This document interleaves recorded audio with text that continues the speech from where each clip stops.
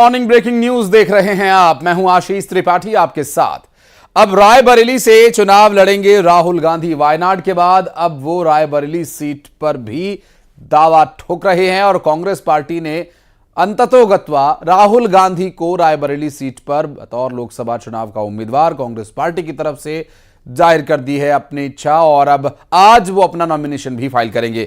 News 18 की खबर पर मुहर लगी है। न्यूज 18 ने पहले ही बताया था कि राहुल गांधी रायबरेली से चुनाव लड़ेंगे और अमेठी से कोई नया उम्मीदवार हो सकता है और अब न्यूज 18 की खबर पर मुहर भी लग गई है।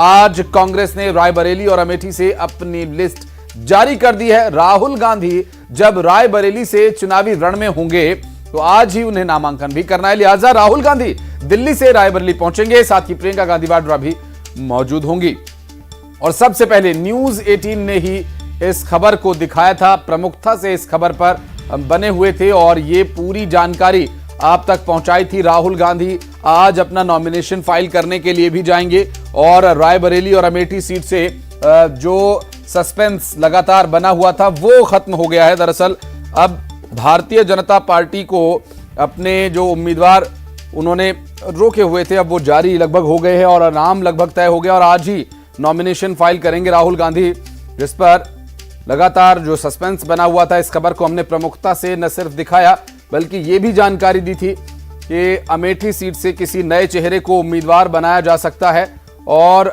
रायबरेली और अमेठी जो कि ये दो सीटें हैं, अब यहां मुकाबला दिलचस्प होगा। रायबरेली और अमेठी सीट, रायबरेली और अमेठी सीट पर कांग्रेस और बीजेपी के बीच का जो द्वंद्व है वो देखना भी दिलचस्प होगा। आपको बता दें कि जिस तरह से राहुल गांधी के नाम को लेकर संशय बना हुआ था उस संशय को खत्म करते हुए कांग्रेस पार्टी ने अपने उम्मीदवारों की घोषणा कर दी है। कांग्रेस पार्टी द्वारा अब अमेठी से केएल शर्मा को मैदान में उतारा गया है।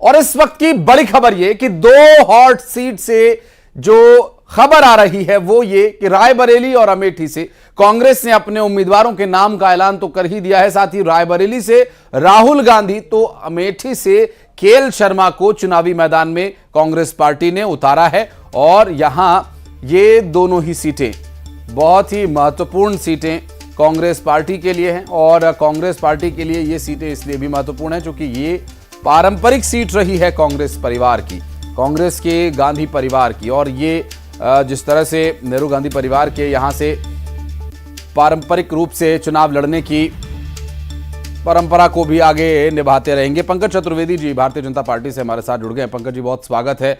अंततोगत्वा रायबरेली और अमेठी सीट पर कैंडिडेट कांग्रेस ने उतार ही दिए। सर, राहुल गांधी रायबरेली से लड़ेंगे और केएल शर्मा को अमेठी से उम्मीदवार बनाया कांग्रेस ने। पार्टी के हैं उनको तय करना है कि किस सीट से उनका कौन सा प्रत्याशी होगा। ये वो कांग्रेस पार्टी जिसको 272 सीटों पर लड़ने के लिए लोकसभा में प्रत्याशी मिले, 272 से कम 250 सीटों पर कांग्रेस पार्टी देश भर में चुनाव लड़े। नंबर 1।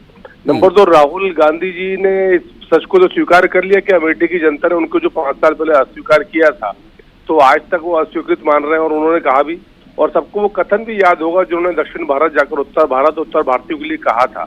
तो राहुल गांधी जी किस मुंह से अब रायबरेली की जनता के पास आए और ये फिरोज गांधी जी के परिवार ने जो एकाधिकार समझ रहे था ना अमेठी पर, तो अमेठी में तो एकाधिकार जनता ने जनार्दन ने खत्म कर दिया। रायबरेली में भी जो अरमान है वो जनता जनार्दन पूरे कर देगी। जो लोग ओबीसी का आरक्षण लूट कर मुसलमानों को देने की योजना बना रहे हैं, जो मेरी और आपकी संपत्ति लड़ने के लिए विरासत कानून लाने की बात करते हैं, जिनके प्रधानमंत्री के तौर पर मनमोहन सिंह जी का बयान सामने आता है कि संसाधनों पर पहला अधिकार मुसलमानों का है, और जो रायबरेली और अमेठी के बगल में अयोध्या है वहां पर राम नाम का राम काज का आमंत्रण स्वीकार कर दे तुष्टीकरण के लिए, तो ऐसे लोगों को ना रायबरेली में स्थान है ना अमेठी में स्थान था। आप देखिए क्या स्थिति होगी, क्या स्थिति आशीष जी 10 साल में, पिछले 10 चुनाव में कांग्रेस पार्टी की पहले देश भर में 53 सीटें और अब की बार 2019 में 44 सीटें और संभवतः 24 में उससे भी कम होंगे, मतलब 10% मैं के पंकज जी लायक। लौटूंगा आपके पास। भूपेंद्र गुप्ता जी हमारे साथ जुड़ गए हैं कांग्रेस पार्टी से। गुप्ता जी बहुत स्वागत है न्यूज़ 18 मध्य प्रदेश छत्तीसगढ़ पर। रायबरेली और अमेठी ये दो सीटें जिस पर अब कांग्रेस पार्टी ने केएल शर्मा और राहुल गांधी को चुनावी मैदान में उतारा है, चूंकि गांधी परिवार की पारंपरिक सीट रही है, यहां से बड़े बड़े कांग्रेस के नेता चुनाव लड़ते आए हैं। अब अंततोगत्वा आखिरी समय में ये कैंडिडेट घोषित किए गए हैं, क्या प्रतिक्रिया रहेगी सर आपकी? तो और अच्छे है, चुनाव जीत कर आएंगे वहां से। केएल शर्मा जी हैं, उन्होंने तो हमारे साथ काम किया है और बहुत पुराने लीडर हैं उनके। और जो राहुल जी हैं, भारतीय जनता पार्टी बहुत बावली थी। यूपी मोदी साहब जो है गुजरात से भाग के आते हैं तो इनकी बात पे जुबान खिल जाती है। तो राहुल गांधी जी अगर दक्षिण चुनाव लड़ने चले जाते हैं तो ये कहते हैं कि भाग गए। अभी जो हमारे मित्र भारतीय जनता पार्टी के प्रवक्ता ये कह रहे थे कि राम का जो है न्योता ठुकरा दिया, तो इनसे पूछेंगे खुद गए थे क्या वहां पर दर्शन करने? भगवान राम का जो है जन्मदिन बदल दिया इनने। रामनवमी की जगह 22 जनवरी को इनने अवतरण कर दिया उनका। इन्होंने राष्ट्रपति को नहीं बुलाया, अपनी कैबिनेट के किसी मंत्री को नहीं बुलाया। राहुल गांधी को तो इन्होंने जो है न्योता भी नहीं दिया था। इनमें हिम्मत हो तो यहाँ घोषित कर दें कि राहुल गांधी को न्योता दिया था और फिर वो नहीं आए। ये झूठ बोलने की एक मशीन बन गई भारतीय जनता पार्टी। रटे हुए तोतों की तरह केवल झूठ फैलाने में लगी रहती है। इन्होंने आमंत्रित किसको किया? हीरो हीरोइनों। अमिताभ बच्चन को बुलाया था, राष्ट्रपति को नहीं बुलाया। अमिताभ बच्चन को बुलाया था, लोकसभा के वो स्पीकर को नहीं बुलाया। ये भारतीय ऐसे भगवान के दर्शन होते हैं, ऐसे भगवान के कार्यक्रम होते हैं। पूरा मोहल्ला शामिल होता है जिस मोहल्ले में भगवान के कार्यक्रम होते हैं। जिस देश में इतना बड़ा महोत्सव हो रहा हो, पूरा देश उसमें शामिल होता है। हमारे कार्यकर्ता जब मंदिर में दर्शन करने के लिए गए, उन्हें रोक दिया गया। सुप्रिया श्रीनेत्र 1000 लोगों को लेके गई थी। गुप्ता जी पंकज जी एक बात और कह रहे थे, गुप्ता जी मैं रोक रहा हूं माफी के साथ आपको। एक बात और पंकज जी कह रहे थे, उस पर भी मैं चाहूंगा कि आप प्रतिक्रिया दें। वो ये कह रहे हैं कि राहुल गांधी अमेठी से क्यों नहीं लड़ रहे हैं? क्या उन्होंने ये स्वीकार कर लिया कि अमेठी की जनता उन्हें इनकार कर चुकी है, नकार चुकी है? मोदी जी बड़ौदा से क्यों नहीं लड़ रहे? क्या बड़ौदा के लोगों ने उन्हें भगा दिया है? और वहां के जो है सांसद ने अपना टिकट क्यों लौटा दिया है बीजेपी के? सवाल इनसे ये भी तो करिए। आप जवाब दीजिए, मैं इनसे सवाल करूंगा। आपने किया जवाब, सवाल करिए इनसे करिए सवाल। मैं भाजपा के सवालों का उत्तर देने के लिए यहाँ पर नहीं खड़ा हूँ, मैं अपनी पार्टी की बात करने के लिए खड़ा हूँ। इनसे पूछे क्यों बड़ौदा से भाग गए जी, क्यों गांधीनगर गए थे दिल्ली से उड़ के? कांग्रेस के कार्यकर्ताओं को भूपेंद्र जी ये उम्मीद थी कि जिस तरह से पारंपरिक तरीके से इंदिरा जी, राजीव जी और बड़े कांग्रेसी पुराने नेता यहां से चुनाव लड़ते आए थे अमेठी से, कोई परिवार का ही व्यक्ति शायद यहां पे फिर से चुनाव लड़े, ऐसी उम्मीद लोगों को थी। परिवार के ही सदस्य हैं, उनका जो है पूरा राजनीतिक कार्यक्रम वही देखते हैं और जो है वो परिवार के ही सदस्य हैं। पहले क्या कैप्टन शर्मा नहीं लड़ते थे वहां से चुनाव? ये जो हवाबाजी बीजेपी के कहने से उड़ाई जाती है और बीजेपी का ये जो प्रोपेगेंडा ट्रोल आर्मी जो गैंग है वो जो ये फैलाती है, वो कभी अपने गिरेबान में तो झांके। अटल बिहारी वाजपेयी ने कभी एक सीट से चुनाव लड़ा है? जमानतें जब्त होती थी, 3-3 सीट से एक साथ चुनाव लड़ते थे अटल जी। इन्हें अपना इतिहास ही नहीं मालूम है। ये अपने इतिहास में झांकेंगे तब ये झूठ बोलने की मशीन बंद होगी। जी, बहुत शुक्रिया भूपेंद्र जी आपका समय निकालने के लिए। पंकज जी बहुत बहुत धन्यवाद आपका बातचीत करने के लिए न्यूज़ 18 मध्य प्रदेश छत्तीसगढ़ से।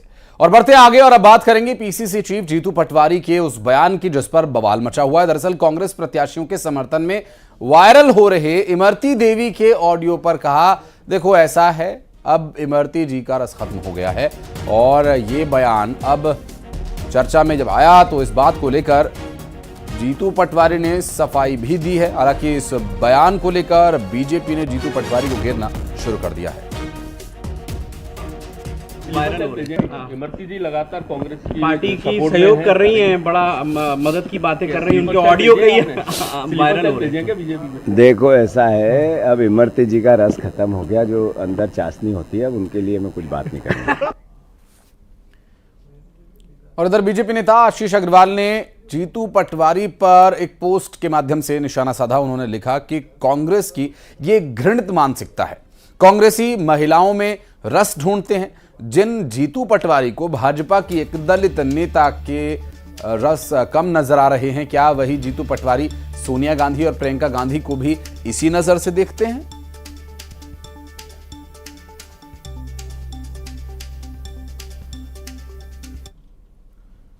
और इस बयान के बाद जीतू पटवारी ने सफाई भी दी और उनका यह कहना है कि मेरे बयान को तोड़ मरोड़ कर पेश किया जा रहा है, बयान को गलत संदर्भ में प्रस्तुत किया जा रहा है।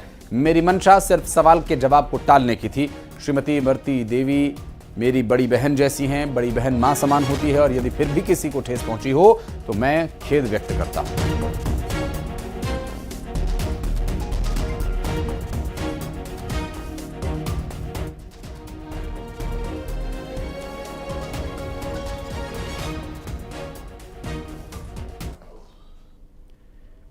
और बढ़ते आगे, रुक करेंगे कुछ अन्य खबरों का। सीधी के बाहरी स्वास्थ्य केंद्र में इलाज के नाम पर वसूली, महिला स्वास्थ्य कर्मचारी का रिश्वत लेते हुए वीडियो सामने आया है। डिलीवरी के लिए आए मरीज के परिजनों से रिश्वत ली गई। वीडियो सामने आने के बाद स्वास्थ्य विभाग में हड़कंप मचा हुआ है। हालांकि न्यूज़ 18 इस वायरल वीडियो की पुष्टि नहीं करता है। ये वीडियो भी आपको दिखाएंगे, साथ ही आपको ये बता दें, ये देखिए, ये वो वीडियो है दरअसल जिसमें डिलीवरी के लिए जो परिजन हैं वो अस्पताल में रिश्वत देने को मजबूर हुए हैं, ऐसा सामने आया ये पूरा मामला। हालांकि न्यूज़ 18 इस वायरल वीडियो की पुष्टि नहीं करता है और ये दावा किया जा रहा है कि सीधी के बाहरी स्वास्थ्य केंद्र में ये इलाज के लिए वसूली हो रही है।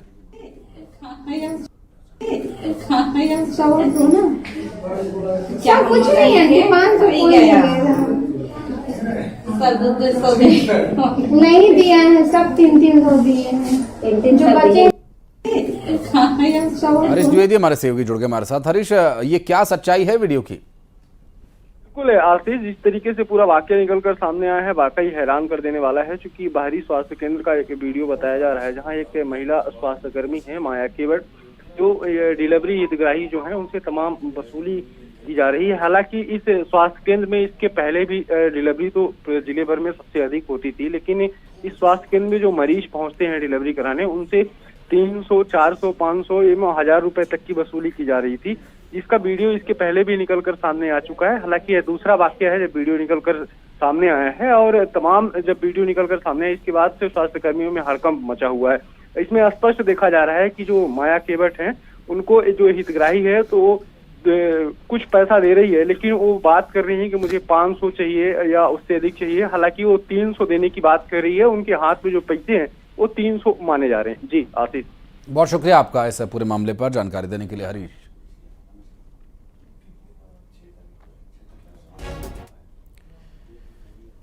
छत्तीसगढ़ में लोकसभा चुनाव का ताबड़तोड़ प्रचार जारी है और इस बीच कांग्रेस के कई कद्दावर नेता और बघेल सरकार के पूर्व मंत्री कहीं नजर नहीं आ रहे, जिसको लेकर बीजेपी कांग्रेस पर तंज कस रही है। एक रिपोर्ट। छत्तीसगढ़ में सत्ता के महासंग्राम का शोर चरम पर है। जीत के लिए जोर लगा रही पार्टियों के छोटे से लेकर बड़े नेता कड़ी धूप में पसीना बहा रहे हैं। क्या कार्यकर्ता, क्या प्रत्याशी, सभी दौड़ लगा रहे हैं। बीजेपी, कांग्रेस समेत तमाम बड़ी पार्टियों के केंद्रीय नेताओं ने भी पूरी ताकत झोंक दी है। इस बीच छत्तीसगढ़ के कुछ ऐसे कांग्रेसी चेहरे हैं जो नजर ही नहीं आ रहे। सूबे की सभी 11 सीटें जीतने के लिए निकली सत्ताधारी पार्टी बीजेपी को और क्या चाहिए? कोई मंत्री मैदान में नहीं है। जो प्रत्याशी, उनकी ये दुविधा बन गई है कि उनको एक नेशनल पार्टी के रूप में चुनाव लड़ने के लिए सिंबल मिला और नाम मात्र का रह गया बचा हुआ, उनको मैदान में खाली छोड़ दिया गया। बीजेपी कह रही है रविंद्र चौबे, मोहम्मद अकबर, अमरजीत भगत, टीएस सिंहदेव, प्रेम साय सिंह टेकाम, गुरु रुद्र, जय सिंह अग्रवाल जैसे बघेल सरकार के मंत्री मैदान से गायब हैं और कांग्रेस भी नहीं चाहती कि वे मैदान में कहीं नजर आएं। और विधानसभा चुनाव के अंदर जनता ने इन मंत्रियों को जब वापस अपने घर बिठा दिया और कुछ के इतने बड़े बड़े स्कैंडलों में नाम निकल करके आ गए, तो वह दागी चेहरे अब बाजार में कांग्रेस को वोट दिलाने लायक तो बचे नहीं। बीजेपी ने जब वार किया तो कांग्रेस की तरफ से पलटवार लाजमी था, लिहाजा कांग्रेस ने जवाबी हमला बोला। कांग्रेस का दावा है कि प्रदेश में बीजेपी की स्थिति खराब है और कांग्रेस हर सीट पर कड़ी चुनौती दे रही है। मोहम्मद अकबर जी कांग्रेस की संपर्क एवं सूचना समिति के सदस्य हैं। पूरे प्रदेश में कांग्रेस जनों से लगातार संपर्क में हैं। रविंद्र चौबे जी दुर्ग लोकसभा में कर रहे हैं, इसके पहले राजनांदगांव लोकसभा में घूम रहे थे। डॉक्टर प्रेम साय सिंह सरगुजा लोकसभा में चुनाव प्रचार कर रहे हैं। उनकी सारी खबरें विभिन्न समाचार पत्रों में प्रकाशित हो रही है। टी.एस. सिंहदेव जी सरगुजा लोकसभा क्षेत्र के में सघन संपर्क में है, लगातार संपर्क में है। सारी खबरें समाचार पत्रों में आ रही हैं। छत्तीसगढ़ में एक तरफ बीजेपी 9 से 11 होने के लिए रेस लगा रही है, तो दूसरी तरफ 2 से 9 होने का दम भर रही कांग्रेस के पूर्व मंत्री प्रचार के रण से गायब हैं।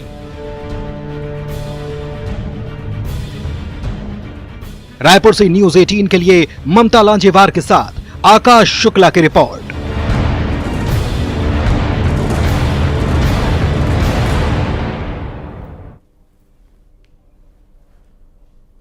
और छत्तीसगढ़ में प्रचार के रण से गायब ये सभी चेहरे आखिर कब नजर आएंगे, ये भी देखने का विषय होगा। एक छोटा सा ब्रेक यहां पर ले रहे और इस बीच एक बड़ी खबर आपको बता दें, इंदौर से एक बड़ी खबर आ रही है। हिट एंड रन का एक और मामला। स्कूटी पर सवार महिला को कार ने टक्कर मारी है। महिला को टक्कर मारने के बाद कार चालक फरार हो गया। दुर्घटना का सीसीटीवी फुटेज सामने आया है। दरअसल घायल महिला को इलाज के लिए अस्पताल में भर्ती कराया गया है। पुलिस ने कार चालक पर केस दर्ज कर लिया। संचार नगर कनाडिया रोड की यह पूरी घटना है। हिट एंड रन का यह पूरा मामला इंदौर से सामने आया, जहां स्कूटी सवार महिला को कार ने टक्कर मारी और महिला को टक्कर मारने के बाद कार चालक वहां से फरार हो गया।